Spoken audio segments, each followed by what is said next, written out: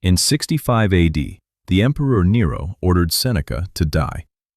Not on a battlefield, not for treason, not for any crime a court could name, but because Seneca had become too respected, too influential, too much of a reminder that wisdom existed, and Nero could not tolerate being in the shadow of a better man. Seneca received the order calmly. He gathered his friends around him, spoke to them without tears, and opened his veins himself. His last recorded words were not curses at Nero. They were not regret. They were philosophy. The same ideas he had spent his life writing about, spoken aloud one final time to the people he loved. He had been criticized his entire life, criticized for being too wealthy to be a real Stoic, too political to be a real philosopher, too close to power to be trusted, and too philosophical to be taken seriously by power.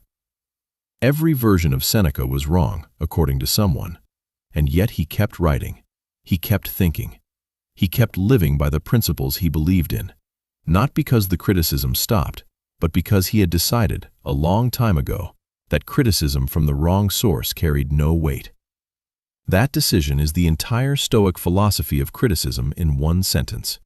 We treat criticism as if it arrives with authority, as if the fact that someone said it, loudly, publicly, with conviction, means it must be examined and either accepted or defended. We rehearse arguments in the shower. We replay the comment at 2 a.m. We build entire cases for our own defense inside our heads to an audience that isn't even there. And in doing so, we hand the person who criticized us something they were never actually given: power over how we feel about ourselves. Epictetus was precise about this. He wrote that people are disturbed not by events, but by their opinions about events.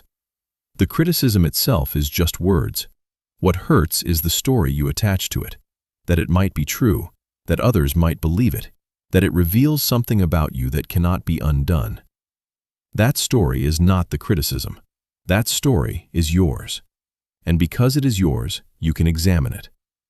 The Stoics asked one question when faced with criticism. One question only. Is it true? If it is true, thank the person. Genuinely. A man who shows you your own blind spot has done you a service that most people, out of politeness or indifference, would never bother to do. Receive it. Sit with it. Change because of it. This is not weakness. This is the rarest kind of strength, the willingness to be corrected. If it is not true, let it fall. Not with anger, not with a detailed rebuttal, not with the need to make the other person understand that they were wrong. Simply let it fall, the way you let rain fall.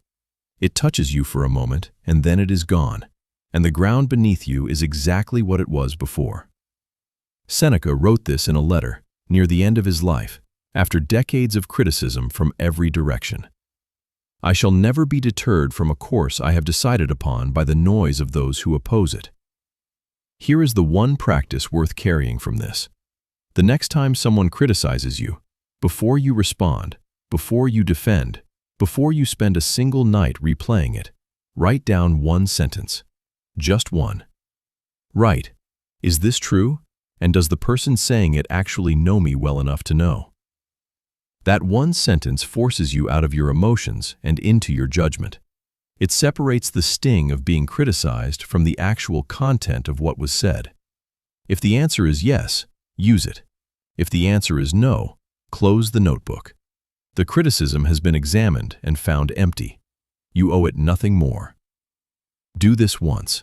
Then watch how quickly the power shifts.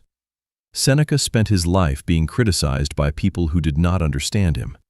He died with more dignity than any of them, not because he proved them wrong, but because he never let their verdict become his own. The question was never what they thought of him. The question was always what he thought of himself.